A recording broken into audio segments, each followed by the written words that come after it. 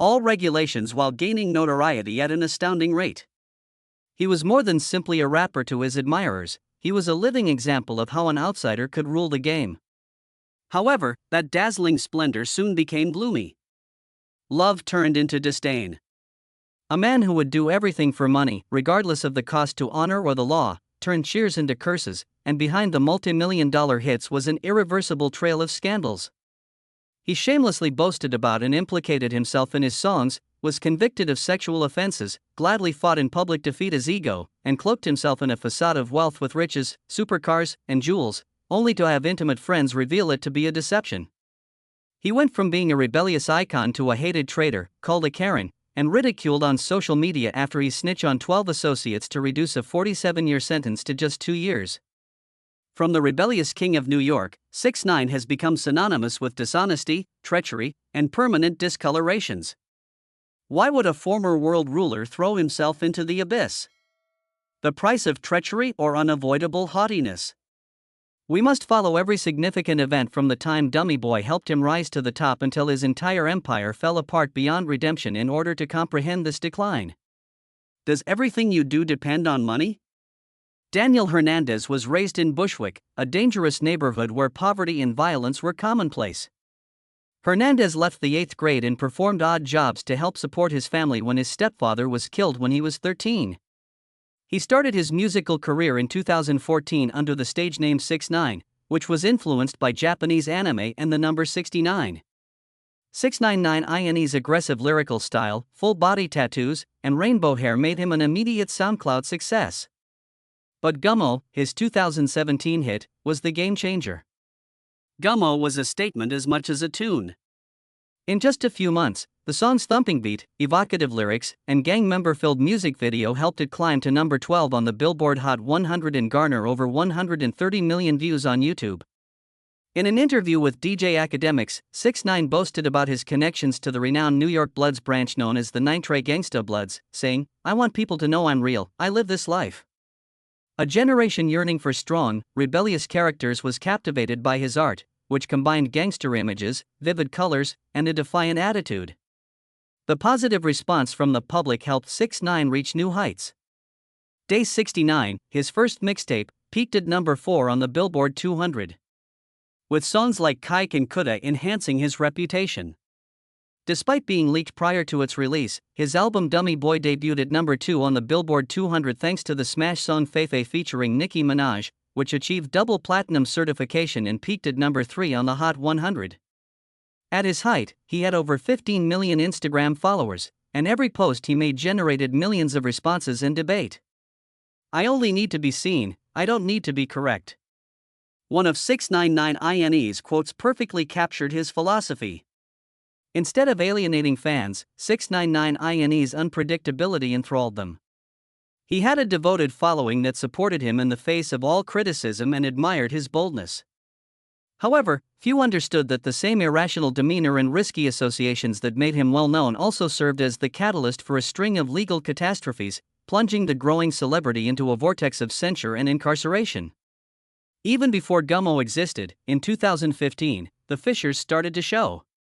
Daniel Hernandez was arrested at the age of 18 for a video that showed him having sex with a 13-year-old girl. Court documents state that the video, which showed the victim in a sexual setting, was taken at a party in Harlem. Despite not being a direct participant in the attack, Hernandez was charged with using a kid in a sexual performance, a felony in New York, based on his appearance and behavior in the video. The punishment was severe: 2 years of therapy, 300 hours of community service, and a required letter of apology to the victim's family. Hernandez may have faced greater penalty if he hadn't accepted a plea deal. This is one of the most serious charges involving minors in New York. At first, not many people were interested in the case. However, the court documents reappeared and quickly went viral in 2017 when 6ix9ine's colorful images and bad boy music videos went viral on social media. At the height of his fame, the truth from 2 years earlier came to light. He is a predator. Another on X was more critical, according to a Reddit member. Nothing justifies that conduct, regardless of how well known he becomes. In reality, the paradox was obvious. He was found guilty of a crime against a minor. He created a rebellious street rapper character on the internet. Hip-hop communities started to wonder if all of this bluster and commotion was only a front for a bad person. 6ix9ine, who was 17 at the time, claimed the victim was around 14 when he came on DJ Academics' show in an attempt to manage the situation. However, court documents verified that he was 18, a fact that left the public feeling misled. He added that although writing an apology letter was a required part of his plea agreement, he did so freely out of regret. Seemingly thinking that a new issue could eclipse the previous one, 6ix9ine swiftly reverted to controversial music videos and songs rather than displaying sincere regret. He believes that wealth and celebrity can make his past disappear. On Instagram, a disgruntled admirer left a comment. A cancel 6ix9ine movement was the result of the backlash. A boycott was demanded by a large number of rap fan groups, music blogs, and hip-hop channels. The case was reported by publications like Pitchfork, The Daily Beast, and Complex, which also examined the case's long-term effects on his career. Ironically, his YouTube views and Instagram followers continued to grow, demonstrating the peculiar appeal of his intriguing yet deadly persona. 6ix9ine's story would have been different if he had actually learned from this error. However, rather than taking a step back to restore his reputation, he sank into a string of fresh controversies that sent his reputation and career into an unstoppable downward spiral. The 2015 controversy was actually only the first blemish on 6ix9ine's record, interfering with his attempts to project a glamorous gangster persona in which wealth, fancy automobiles, and extravagance served as a means of drawing attention to himself and concealing his less glamorous personal life. His brand was obvious to those who had followed him from the beginning. There were extravagant parties, glistening jewelry, a fleet of supercars parked outside, and stacks of cash waving in front of the camera. 6ix9ine turned every video into a platform to demonstrate that he was living the ideal, making flaunting an integral part of who he was. It was all a front, though, and underneath it was emptiness and growing debt, much like a gaudy backdrop at a poor studio. A former ally, Steve Wildoit, mercilessly revealed this reality. Steve disclosed that he assisted 6ix9ine in landing a $2 million Rumble agreement to webcast live gaming. However, 6ix9ine only attended 4 sessions before leaving, stating that he was purchasing a content house. Steve listed his enormous obligations and branded him a stupid and a horrible person. $600,000 for an unpaid property, $10 million in IRS taxes, and $9.8 million in damages to a dancer called Alexis for hurling a bottle. $1 million from an ex-girlfriend's lawsuit over a vengeance film, and $60,000 to a contractor. 6ix9ine said that the cash piles in his ostentatious videos were phony, saying, "I don't have money right now." His entire portrayal of wealth was a staged narrative, thus it was absurd and resentful that he proclaimed himself an entertainment artist with an entertainment degree. The way he used what he had was what most infuriated the public. 6ix9ine tossed cash online to gain favor with the crowd and borrowed money to purchase Birkin bags for his fiancée. Yet disregarded his own kids. Despite proving paternity, he never met his second daughter, Briella, and over the course of 5 years, he only sent his daughter Soraya $2,000, or roughly $400 annually. Soraya's mother, Sarah Molina, accused him of failing to purchase Christmas presents for Soraya, so putting her in need. Briella's mother, Marlena, acknowledged that she was given just $20,000 upon his release from prison and received no additional assistance. Many people, particularly mothers, saw this as outright recklessness on the part of the father, who wasted money on pointless displays while leaving his kids emotionally and materially deficient. The smears of money were only the beginning. A 2015 incident involving a Houston juvenile driving without a license, hindering police, and accusations of inappropriate behavior with Sarah Molina led to 6ix9ine's recurring legal troubles. In 2024, he breached probation and was given a 45-day jail sentence and the possibility of a 1-year sentence after testing positive for stimulants, even though he insisted it was only Adderall. He signed a $6 million record deal and promoted dummy coin cryptocurrency in an attempt to retrieve the jewelry that the IRS had confiscated from his Florida residence. Cancelled because he violated his probation. These errors reveal his completely phony and careless character, not just leaving a permanent mark, according to one viewer's comment. Even worse, it doesn't end here. Every scandal and event indicates that 6ix9ine has not learned from his mistakes, and his subsequent run of transgressions will make this point very evident. The opulent lifestyle and growing debt are only the tip of the iceberg. His attitude and disdain for rules and consequences are the main causes, as demonstrated by his actions following his escape from the 2015 sex crime conviction. Right after avoiding a significant conviction, as if to demonstrate that he had learned nothing from previous scandals, 6ix9ine made another rash choice, throwing a party that turned out to be one of his most notorious disasters. Rather of gently backing off, he rejoiced in his own way, viewing it as a victory. Extravagant, noisy, and full of debate, he went to the famous New York restaurant Felipe Chow for a flamboyant celebration with a 9-tray gangster blood. However, when employees refused to serve, the gathering descended into pandemonium, with chairs flying, shouting reverberating, and a security guard getting hurt. Gunfire erupted, frightening diners and leading to a police raid. The manager of 6ix9ine was among the several 9-tray members who were immediately taken into custody. The episode involving Felipe Chow was only the beginning. It revealed how 6ix9ine managed conflict by intensifying tensions rather than defusing them. 9-tray had previously been connected to street fights, armed robberies, and careless shootings. His image as a renegade rapper was taken away by his close ties to the gang, exposing him as a part in an organized crime machine. His career nearly ended when he was federally charged with racketeering, armed robbery, drug trafficking, and conspiracy to commit significant violence. He was facing a minimum 47-year sentence. Then November 2018 turned out to be a pivotal moment. In a significant FBI operation, members of 6ix9ine and 6ix9ine entry were taken into custody. Days later, he cooperated with authorities to snitch on his crew, which the rap world considered an unforgivable offense. He released evidence implicating other rap figures, admitting to supporting violent crimes, and described 9-tray's inner workings during the September 2019 trial, which sent shockwaves across the industry. The outcry from the rap community was unprecedented. As Neek Mill put it frankly, he's a rat. Condemnation erupted on social media. In rap, 6ix9ine has broken every rule. His deception was a clear insult to the honor of all those who trusted his lyrics in a street culture where loyalty is an unspoken rule. 6ix9ine stood up for himself. They were the first to betray me. All I wanted was to survive. His justifications, however, did not wash away the stain in the rap community. This treachery destroyed all he stood for, making his street raps a mockery of hypocrisy, according to a Vulture piece. If I'm held responsible for my actions, I don't care. I snitched, and I did it with pride. The effects could not be undone. Because of COVID-19 concerns, his sentence was lowered to 2 years, and he was released in early April 2020. However, the price was a damaged reputation, being despised by everyone, being attacked, and being prohibited from performing in numerous places.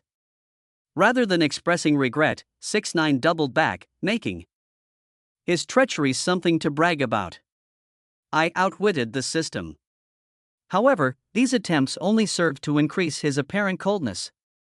His $200,000 donation was turned down by organizations like No Kid Hungry, and the rap community almost unanimously discredited everything he had stood for. How could someone who boasted of loyalty betray his crew and then profit from it without shame? A viewer inquired. His snitching turned him become a figure of hypocrisy in addition to ruining his reputation as a mobster. What, though, made him exchange allegiance for the appearance of a living legend? Perhaps 6ix9ine made self-destructive choices because they wanted to become a living legend. The cost now consists of a series of irrevocable outcomes. Legally, he was placed on 3 years of probation, arrested in 2018, and received a reduced term for snitching on the 9-tray. However, in 2024 to 2025, he broke probation and was subject to 45 days in jail and the possibility of a 1-year sentence after testing positive for stimulants. He has more than $20 million in debt, including $10 million owed to the IRS, $9.8 million owed to Alexis, $2 million owed to Rumble, and $1 million owed to Alexis. $600,000 for a house, $1 million from an ex-girlfriend's lawsuit, $60,000 for a contractor, and legal bills from a robbery. His residence automobiles, jewelry, barbecues, and platinum record artifacts were confiscated by the IRS and put up for auction in 2025. His career has completely collapsed. There were barely 53,000 copies of Tattletales sold. Blackballed and Leyenda Viva failed, and the music industry shunned him. His $200,000 donation was turned down by No Kid Hungry, and even though he switched to the Latin market, he lost all support in the US. Viral memes ridiculed him, calling him a deadbeat father and traitor. His image was further damaged by a slew of scandals involving inappropriate behavior with Sarah Molina Yellen, causing airport disruptions, and staging his death to get views from attacking fans. Roz Verde, Marlena, and Sarah Molina publicly chastised him for failing to provide for his kids. "I was careless and stupid," he acknowledged in a letter to the judge. According to a fan, 6ix9ine may be talented, but he betrayed his crew, left his children behind, and led a false life. He is unworthy of pardon. He lost all respect in the hip-hop scene as a result of his tax evasion, neglect of Soraya and Briella, snitching on 9 Trey, and displaying his phony lifestyle. Talent cannot excuse carelessness or moral failings. He declared himself king of New York and signed important contracts while incarcerated, but he was unable to shake the shadow of decisions that ruined his life and career. 6ix9ine's narrative is more than simply a scandal-plagued artist's resume. The hidden perils of sacrificing fundamental ideals and convictions for short-lived celebrity are reflected in this enormous mirror. If your foundation is made of sand, the celebrations and the spotlight might soon make you forget who you are. This is a cautionary tale about trust and loyalty. To start, trust is what ties individuals together in any community, be it a sports team, a group of friends, a workplace, or a culture like hip-hop. Not only can betraying trust destroy a relationship, but it also cuts off your ties to the community. Betrayal not only costs you allies, but it also closes all of your doors to a comeback in the rap industry, where loyalty is an unwritten law. Second, having influence teaches you personal accountability. Although no one expects you to be a flawless role model, your actions have an impact on millions of people. In addition to harming your reputation, neglecting your kids, promoting violence, or showing off phony wealth distorts the audience's perception of happiness and success. Notoriety is both a pleasure and a responsibility, especially for young people. It gives you a boost when you use it to create. It pulls you down farther than any fall if you use it to ruin. Third, this tale serves as a reminder that integrity cannot be replaced by celebrity. Integrity is earned over time by consistent behaviors, but opinions can be purchased and million-dollar contracts may be signed. No amount of financial success or publicity stunts will restore it once it has been lost. When the limelight fades and any lingering glitz is simply peeling paint, integrity is the only thing that can keep you safe. Lastly, it's a lesson in illusion versus reality. Even if you create an extravagant online image and convince yourself and others of its success, the reality will eventually come to light. It shows up when you're most exposed. And when it does, it takes more than just your money or notoriety. It takes away the opportunity to be trusted once more. Millions of aspiring artists aspire to have what 6ix9ine had formerly: talent, notoriety, and a fervent following. However, he took the riskiest and shortest route. One driven by fame, boasting, and power-hungry illusions. To remain current, you can soar to the summit on that path. However, it's steep enough that one wrong step may send you plummeting into the abyss. And when you collapse, everything you've held onto, cash, celebrity, social media, becomes irrelevant because only the true you remains. This story serves as a reminder that beliefs upheld while no one is looking are what lead to long-term success, not the best moments. The hits you made and the million-dollar contracts you sign aren't what define you when the limelight goes down and the applause wanes. It's the way you lived, the principles you upheld, and the individuals who remained at your side after the glitz faded. Today's 6ix9ine makes those lessons more evident than ever. His story serves as a warning about the price of celebrity without morals or accountability. Millions of people who once loved his distinctive style and tremendous energy no longer respected him. Watching Gummo in his early years, when he was just a strange man with colored hair, is something I miss. On YouTube, a fan shared memories of a time before 6ix9ine was marred by scandals. However, his response to criticism, which ranged from downplaying crimes to displaying treason, alienated even his most devoted supporters. Despite efforts to maintain his career with albums like Blackballed and Leanda Viva, 6ix9ine was unable to regain his prior level of success. Leanda Viva's social media posts now only draw a small portion of the audience he had at the height of his popularity, and he failed to chart. He can continue to perform, but he will no longer be taken seriously. A Reddit user summarized the grim truth by writing that his reputation as irredeemable was further cemented by his frequent arrests stemming from accusations of domestic abuse in the Dominican Republic and probation violations. 6ix9ine might yet attempt to make an appearance on TikTok or Instagram. However, he will never again have the supportive community and unfailing trust that he once enjoyed. Inquiries concerning his conduct and morals will always plague his legacy, transforming a once brilliant figure into a representation of failure and treachery. One comment on X ended, "He had everything but destroyed it all himself," which may be the most bitter lesson this story imparts.